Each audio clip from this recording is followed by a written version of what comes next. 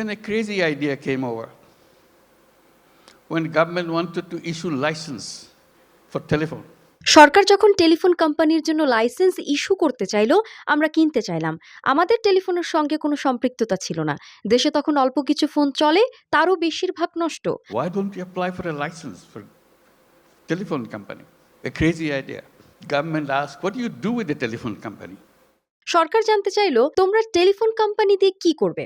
আমি বললাম, গরিব নারীদের ব্যবসার জন্য দিব। সবাই আমার কথায় হেসে উড়িয়ে দিয়েছে।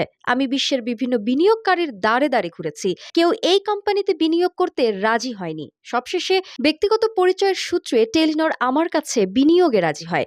গ্রামীণ ব্যাংকের মতো প্রতিষ্ঠা পায় গ্রামীণ phone. He took it seriously. But the company board doesn't agree with him. They said, what, Bangladesh? We never heard a name called Bangladesh.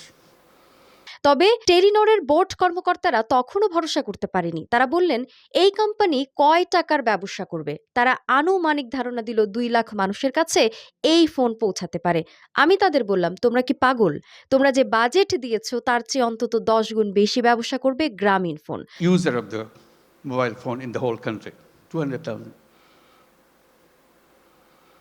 And you cannot make a living on this with this kind of clientele.